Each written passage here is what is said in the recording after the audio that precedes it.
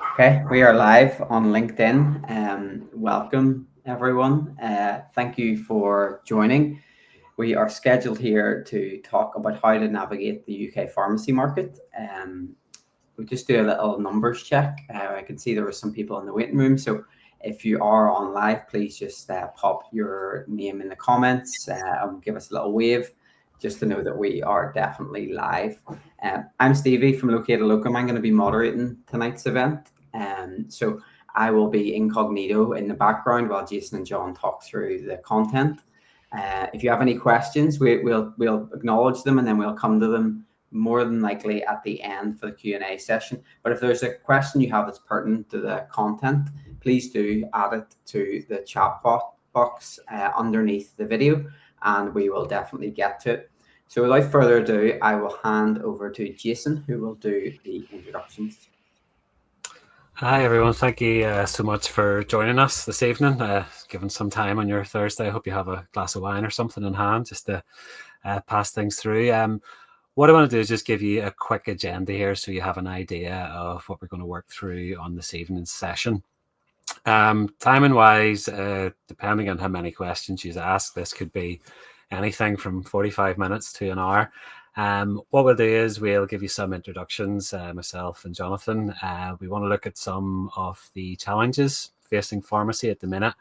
And then what we want to do is really look into the locum rates data, dive into that there, understand some of the factors that might impact that, both internal and external factors. And then I'm going to pass the baton across to Jonathan, and he will look at some of the findings from Christie's recent PMR findings there, and then we'll give you time at the end for some Q&A. Stevie will be moderating all evening, so feel free to drop your comments in or questions as we go, and he'll pick all them up at the end.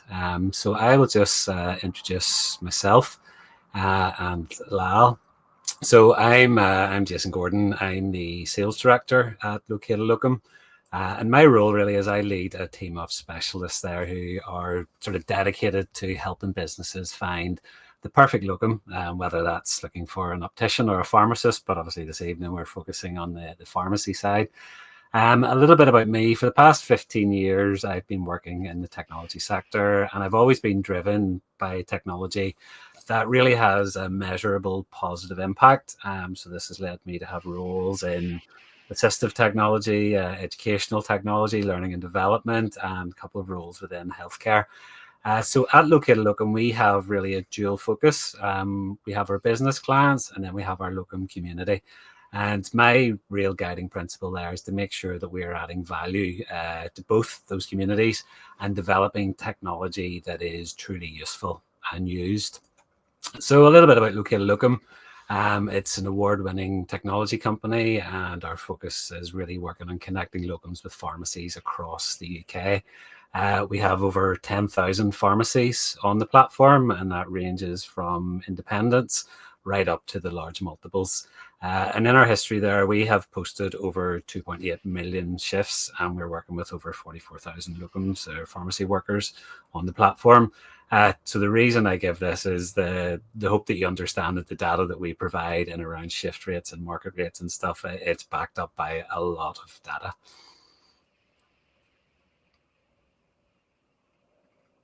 Thank you.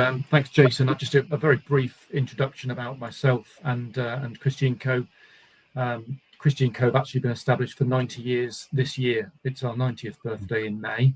And we're really market-leading specialists in a variety of businesses. Obviously, I specialise in pharmacy and have been given the job of head of pharmacy very recently, but I've been working in this team for the last 15 years or so, and have generally helped many people over the years buy and dispose of pharmacy business all across the country.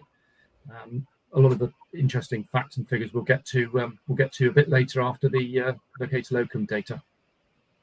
Fantastic. So I want to touch on briefly, just to start here, some of the challenges that community pharmacy is facing. And obviously you don't need me to sit here and talk for half an hour about some of the bad news and some of the the scary news headlines that we're seeing out there, you can see from some of the data on the screen that there is significant challenges across community pharmacy. We have seen significant transformation in the industry, especially since the introduction of like the Pharmacy First in England. And there has been a lot of change, and sometimes some pharmacies are struggling to keep up with the pace of that change. And we've also seen as well there's a real shortage of qualified pharmacists and support staff. So this creates pressures within the industry. And then on a wider sense, we have regulatory shifts. So we've had funding cuts, and that's put a lot of financial pressure within pharmacies. And I suppose many of you on the call, you will have sort of embraced, diversifying your business, having more services, adopting new business models to stay viable in what is a very sort of competitive landscape. So just to give you some background on the study as we sort of dive into the findings here, how we built this research out is we analysed over 200,000 locum pharmacist shifts that were booked on the platform over a 3-month period. So from the 1st of August through to the end of July last year. So the data it's still fresh, it's still relevant. It's an increase on the previous period. We have an additional 40,000 shifts within that. And with having, the bulk of that data there, we're able to analyse that and really dig into that and bring out the findings. We're going to present some of them this evening at a high level, but needless to say, this is sort of the most comprehensive locum rate study within the market because there's such a wide body of data within that. Now you're probably thinking, well, what is the average rate? So that's what I'm going to tell you now. Like the UK average rate, I don't have a drum roll or anything for you, but over that period last summer, the UK average rate was £38.07. Now, there's a lot of factors which contribute into that average rate, and that's what I'm going to dig into a little bit now, looking to understand what it's like across the regions and in more specific areas. So you can see on the whole, the rates have decreased. So you look at the screen there, obviously in England and Northern Ireland, similar sort of decrease in the rates there, just sort of between 6 and 7%. And then in Scotland and Wales, those rates has been a significantly higher reduction in the rates there. But you can see across sort of the 4 countries there that there has been a reduction across all of them. Now, there has been a wide variety of reasons for why this could be. And obviously we can look at some of them now. So you think of just overall market conditions, the UK economy has changed and pharmacy isn't exempt from how the economy has been effective. We've been impacted by changes in the economy and the employment market. The good thing is we have found, obviously we've been doing these sorts of studies over the years, and it does tend to be cyclical. Rates go up, rates come down, rates go up, rates come down. So these things do change, but we know there has been significant factors like, we don't need to now go into the likes of the cost of living crisis, but we know from a macroeconomic perspective that is a big issue. And you think of the interest rates, you think of mortgage rates in particular, that can increase a demand for job security. So more people are wanting to work in full-time roles and maybe step away from locuming. So that can have an impact on rates and driving rates down. We also know the large multiples out there, they've had a real focus on recruitment and having more permanent full-time staff. And then obviously in recent history, we've had like the likes of Lloyd's. You then get a surplus of pharmacists in the market who are looking for roles, looking for full-time staff. You get a surplus of available talent. So what we have now really is an employer-driven market, whereas previously to this, you go back to a year or two ago, it was more of a candidate-led market. So more people employed, less demand for locums. And there's a lot of factors play into that, not just in pharmacy, but the wider economy. There's that economic uncertainty. There's reduced candidate appetite for risk. We had sort of the great resignation after COVID, but nowadays there's that uncertainty, less risk. People don't want to move as much, so not as much mobility. There's more internal mobility than anything else. And then you do have things like skills gaps in certain roles, as well as been some technological advancements, like there's been a massive rise in online pharmacy and stuff like that there. So we know there has been big changes across the UK, and it's across all the different regions there, as you can see. So if we dig into sort of the higher rates in the market. If you can change the slide there, Stevie. So you can see that these here regions that I'm talking about here, the likes of Inverness, Dumfries, Dundee, areas of Scotland have traditionally always been the highest average rates. And as well, sort of the Cornwall and the southwest of England, again, these are always known as sort of traditional, sort of hard to fill regions. And we know that a lot of pharmacies would offer stayaways and things like that there to try and attract locum talent to that there. But there's reasons that sit behind this. There's could be students perhaps in the north of Scotland. There's nowhere there for them to study. There's no schools, so they'll come down to maybe somewhere like Birmingham. There's a range of universities there that they can study, and then they stay there, they meet a partner, they set up home, set up life there, and then these regions become challenging and difficult to fill. And so there is a question there for pharmacists, how can we attract talent back to our local areas? We did some other research recently, and what we sort of were digging into is, why would a locum pharmacist choose a particular shift over another shift? And the instinct for everyone is to go, well, it's clearly rate. If one customer is offering X and someone else is offering Y, they're going to go with the higher rate. But when we actually looked at it, what we found was there was other factors above rates had an impact on a locum choosing a shift. So things like the busyness of the store is very important. And surprisingly to me was how good public transport links or parking availability and stuff was there. And then rates came in third. So the rate isn't everything in this here. There's other factors that come into play. So there's things that pharmacies can do to attract locums and attract talent to their store, which isn't just all about rates. And then if we go to the other extreme that there, then we do have the lowest average rates. And you can see here the likes of Wolverhampton, Birmingham, London and Leicester. That sort of Midlands region and London, again, they have consistently lower rates in those regions. And again, it's like I was saying earlier, the challenge of the highest rates is the same with the lowest rates. There's a greater concentration of pharmacists within sort of a smaller geographic area. Whenever I showed that first slide here in the rates, whenever we were looking at the different regions, like Northern Ireland, for instance, it's quite a small area. And basically, if you're a locum based in Belfast, you could probably cover the bulk of Northern Ireland within an hour's drive. And there's 2 pharmacy schools there. So there's a lot of pharmacists, a lot of locums working in the area. So that you have more demand or more supply there. So again, that can reduce rates. And similarly here, you can see like Wolverhampton and Birmingham, there's 3 schools there, 3 universities where you can study to be a pharmacist. So students leave that area, they work in that area, you get a greater concentration. And Leicester, similar, you're in an area where there's many pharmacy schools close by. So these are the sort of things that can impact and drive down rates. So for the likes of the locums on the call here who are maybe thinking, how could I perhaps earn more money? Have a look around and go beyond your local region. Think, where else could I be working? Because there's other regions out there where there is higher rates. Some of the insights that we pulled from this here then, so we can see that the average locum rates, they have decreased across all 4 country regions. This isn't something that's just happening in England or just happening in Scotland. It's happening throughout the 4 country regions of the United Kingdom. A combined UK average, we're almost a 10% reduction that we've seen there. We are seeing that is sort of leveling out, and let's hope that will provide some respite there to some of the employment challenges that have been faced by the sector.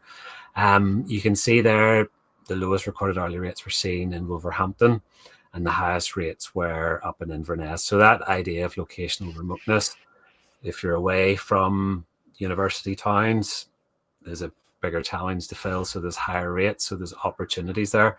And you do find, like I said before, there are pharmacies in these areas do offer stayaways where you can, get a bit of sightseeing around the Highlands or down in Cornwall or something like that there, whilst earning a good average rate. But for the businesses, how do you attract more locum talent to you? So what does this mean for you as a business? One thing we would say is that it's really important to stay up to date with the rates that are in your area and question yourself, what is the rate that I'm offering? I'm offering the best rate at the right time. So if you're offering too low a rate and you post the rate either with an agency or on located locum platform, if that rate is too low, it's going to be an unattractive shift, and you're going to have to wait a while to try and get someone to fill that shift. And as we know, the closer the date comes to that shift, the rates start to increase up. So picking, a good rate, having a rate that's backed up by data, that you have insights there, that what you're offering is a good market rate, gives you the ability to push shifts out further in advance, make sure those shifts are filled in advance. That gives you peace of mind. It gives you security that when people are going away on holiday, when there's gaps in your rota, that everything is filled, and alleviates that stress of rushing around at the last minute trying to get someone to cover a shift so you don't have any closures, and then it ends up costing more trying to get that covered. And one thing that we would recommend is build that solid talent pool of locums that you can quickly reach out to, because we appreciate emergency happens, someone is off sick, something happens that you have an urgent shift that needs filled. If you have a solid talent pool of locums there that you've worked with, that understand your systems, that understand your pharmacy, understand the store, then being able to reach out to them will ensure that you're able to fill those quicker when they come up in an emergency. So, like I said at the start, there's a range of factors that influence this, and we have sort of touched on those sort of wider, more economic factors, but there's internal and external factors that will really make an impact on the rates that you have. So you think of the speed of posting. If you're posting shifts at the last minute all the time, if you're looking at the weekend as to what shifts you have coming up that week and you're posting there, the rate will undoubtedly go up for that there, because they're urgent, they're more emergency shifts. So further out you can post, get a bit of feedback there, I think, the better rate that you'll have, both for yourself and for the locum. How you manage leave is very important. We know that there's seasonality in the market. There's times where there's religious holidays or the school holidays, and there's a lot of leave that's coming up. Being able to plan forward for that, knowing when your full-time staff are going to be off, so that you can get those gaps posted and get those gaps filled in advance. That helps, has a massive impact on the rates that you have. And the size of your locum pool, again, is a big factor. If you have a very wide locum pool that you can reach out to, there's a lot more competition for those shifts, so that'll have a favorable impact on your rates. If you're working from a very, very small pool, you have less control over that there. Again, services, which I've touched on, the services that you offer is very important, or the service that you need filled.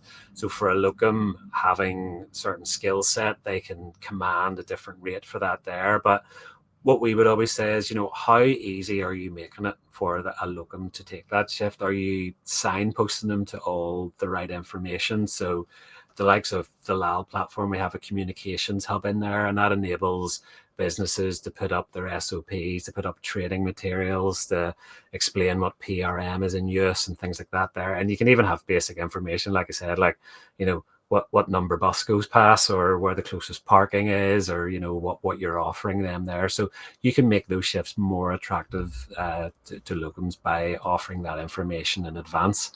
How you source locums obviously is a very important factor. Obviously, I'll be quite biased on this one here, but there is different sources where you could be recruiting locums from. But how you source them will have an impact on the rate that you're paying, and having insights into the rates, what are the right rates, is very important. So the reason why we do this market rate report is we understand how important that is for pharmacies. You have to be aware of what the right rates are, so that you can get your shifts filled in time. You don't want to be posting shifts that are too low and then you can't get anyone to fill them. So you have to understand what the market rate is. So what you're offering is something that is fair, that is something that is equitable, something that is attractive to locums, to make them to come to work in your shifts. So being a data-driven business where you can look at the data and you can understand the seasonality, you understand what the market rate is, you understand if you have multiple branches, that what's a good rate for one location may not be a good rate for another location. So being driven by the data gives you that insights, gives you that understanding, allows you to run your business a lot more smoother. So that's some of the internal factors. Obviously, there is the external factors that'll have an impact on your rates. So Again, we've touched on sort of the market conditions there and the wider economy and how that comes into play. Obviously, the funding constraints is a massive thing. We know since around 2015, there's been a real terms 30% reduction in funding for community services. We know the challenge that has that there. So those fluctuations in funding can really have an effect on how much you are willing or perhaps able to spend on locum cover. So we know that's an external factor. Again, seasonality is something, you can't move the date of Ramadan or Christmas or school holidays. That's an external factor that's going to impact you. So being aware of that there and understanding the seasonality and how you get your shifts out in time. Location, like I've touched on, you can see from the maps that we showed earlier, location is a massive factor here. So a region like Plymouth that doesn't have a pharmacy school, there's no natural supply there of graduating pharmacists, they will have a challenge filling shifts. They'll have a challenge attracting locums. It's a difficult area.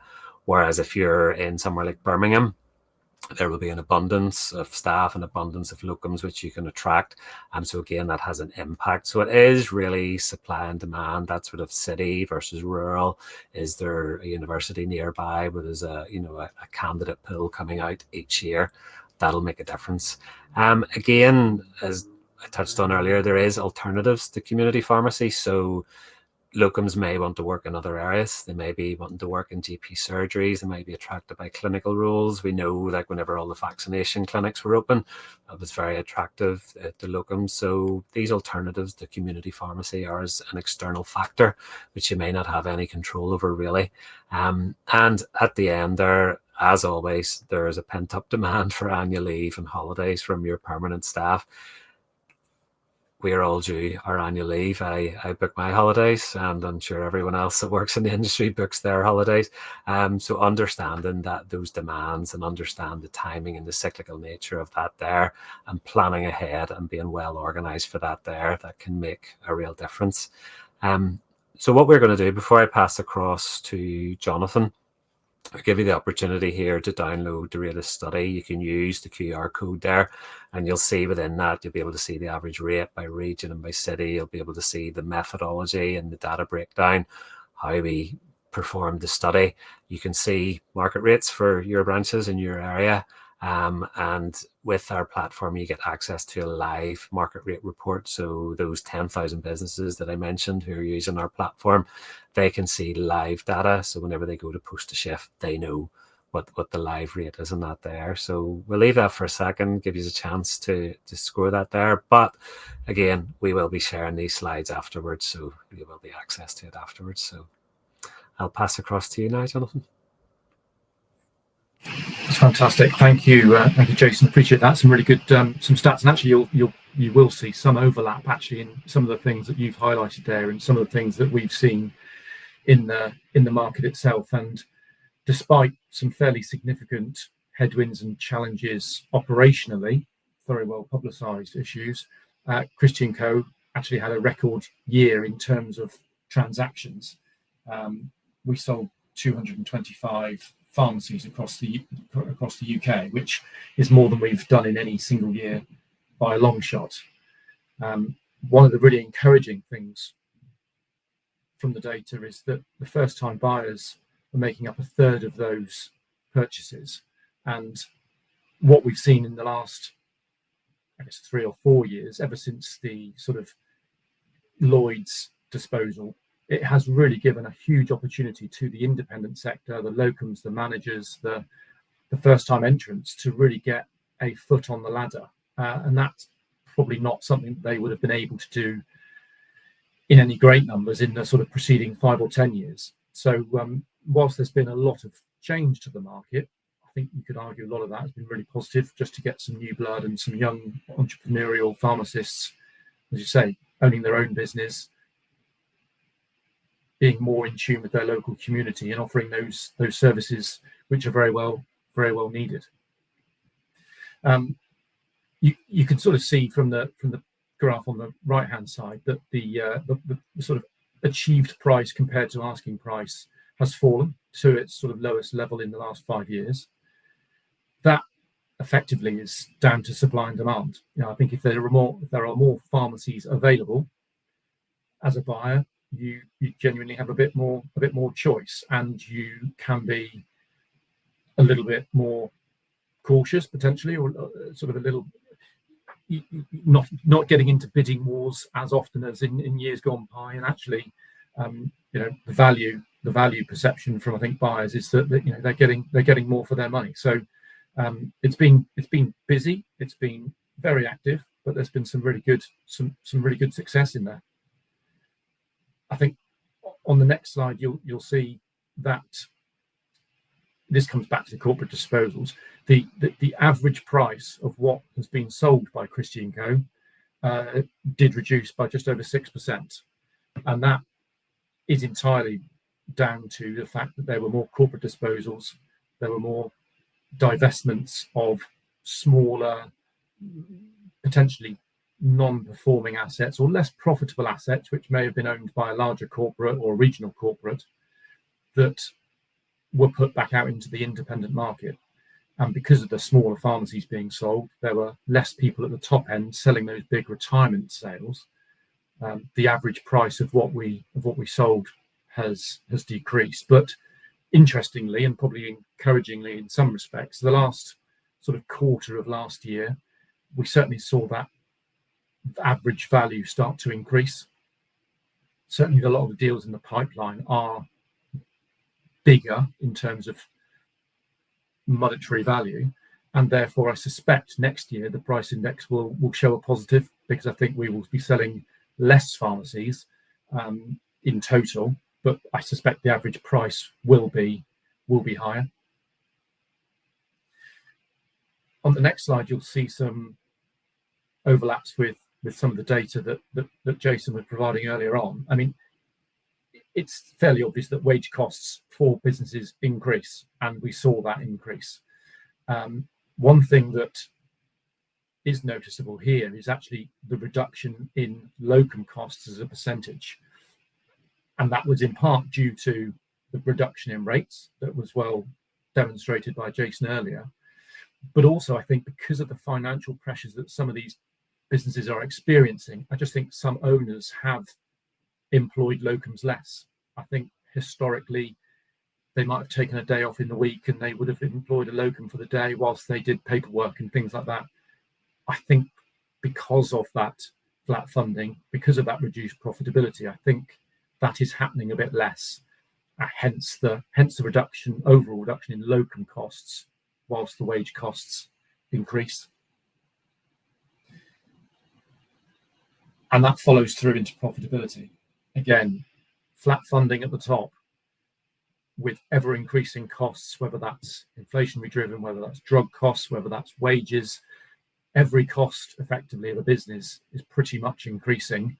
It stands to reason the profitability of the pharmacies has reduced, both from a gross profit perspective, which I think is probably at or around that sort of 30%, whereas I think it was probably higher, more like 32%, 33% in previous periods. That's reduced, and clearly the net profit has reduced. Now, there was obviously an encouraging announcement, I think the day before yesterday, that the new funding deal was back being discussed. Obviously, that can't come soon enough for many and all operators, but for the last number of years, the situation has been challenging and has been tough. So none of this will be surprising. Pharmacies have been and are making less money than they were some years ago. From a multiple perspective, we normally break this down into two sections. We've got sort of an owner-operated model, and we've got a fully managed model. You'll see there that the multiples for a sort of managed unit are just over 7.5 times profit, and for an owner-operated basis, 4.7. And that really just goes to show the sort of way in which these smaller businesses are operated and run most effectively. Often they will have had a manager in them, probably not made much money, if any money, and being sold by that corporate. once an independent operator can go in there and be the pharmacist in the branch, they can turn those businesses around. But on average, they've been paying around 4.7 times the profit. With a managed one, 7.6. We have seen multiples sort of in certain areas higher than that. Again, if you go into London, you go into Scotland, places like that, you will obviously see higher multiples. But as an average, we have seen them come back a bit now. And whereas in years gone by, sort of the premium that was paid on sort of integrated pharmacies located within the health centres, has certainly come off. I think the fact that electronic prescribing has had an impact on the capture rates, and also their fixed costs, i.e. rent and rates, being that much higher. I think whereas 5 years ago they would have had the highest multiples, that's probably not the case. I think now people are actually happier to be in a secondary parade, within distance of the health centre, but often with higher footfall, more opportunity to do other services, and lower fixed costs.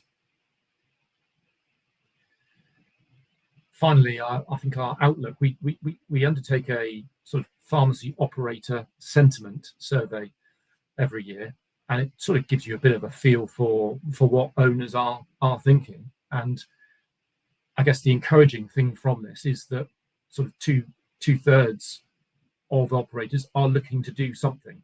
So they will either be looking to sell or buy. And I think that encourages us to think that there will be activity. I think the market has demonstrated that there is no shortage of buyers, entrepreneurial types who can see the opportunity. I think once the funding has been sort of negotiated, confirmed, announced, that will obviously presumably give certainty, and that may well give a shot in the arm a little bit. But the encouraging thing is that there is activity. There's plenty of stock, there's plenty of opportunity, and I think if the right person can find the right pharmacy, they will undoubtedly do very well. I think that pretty much is the end of our data section. Yeah. And I'll hand back to Jason. Our moderator, Stevie, has returned. Yes, I've returned. I was here all along. Don't worry, I was definitely listening. It was very interesting. We actually do have a few questions that have come through to me via LinkedIn, the power of LinkedIn. So the first one's for you, John. What is one piece of advice you would give to a locum currently working as a locum who would like to own a pharmacy in the future? Yeah, I mean, and I think those are the conversations that we're having most days. A lot of these people, I think I always say to people, location is very important, whether it's from a locum rate perspective, but looking at pharmacies, there are obviously more available in certain locations. So how flexible are they in terms of location? They will undoubtedly, if they are in a particular area, know exactly what that local community and those patients need and want. So it puts them in a really good position, particularly when we're looking at some of those corporate disposals where, they've been run fairly hands-off. There are often tweaks and improvements that can be made almost immediately by some of these buyers going into these particular units. But I think location is obviously the most important thing, and clearly just setting themselves up for success, whether that be being clear on the budget, making sure they've got either consultants or accountants or solicitors or people that are sort of there to help. And I think once you put those things together, the opportunities are undoubtedly there. They can work their way through the ones that they think they can most improve and benefit from. Brilliant. Very great answer. If you need any more insight, I'm sure, John, you would people can email the Christie's email address. Is there any? Of course. Absolutely. Yeah. No, we spend a lot of time speaking to people wanting to get on that ladder and giving them the advice, pointing them in the direction of people that they might like to speak to or get other sort of advice from, and help them get on that ladder. Okay. Brilliant. There's no other questions that have come through as of yet. As we wrap up, feel free to drop some questions into the chat, and even if you have a question and you're watching this on demand, which will happen because this will exist on LinkedIn, please do just comment under the video. We will pick it up. We'll have people moderating this for a little while, and we will contact you via LinkedIn if we have an answer to your question, which we undoubtedly will. Jason, do you want to wrap up from your side? Yeah, from my side, like you're saying, I'm active on LinkedIn. So if anyone has any questions or wants to learn more about market rates or even LAL in general, feel free to reach out to me there. I think there's actually an opportunity to book into my calendar on it if you want to have a meeting with me, you can do that. But no, I just want, from our perspective, I want to thank everyone for joining us this evening. The market rates is one of those things that it generates so much interest. Whenever any time we produce a new report, with so many people come onto the site and download it, it's a real sort of hot potato. So say any questions you have, please send them our way. We'll be happy to chat. Yeah, I'd just like to take the opportunity to thank Christy & Co for collaborating with us on the webinar, and it's really good to have so many insights across the market. So thank you very much, John, for giving up your time to join us tonight.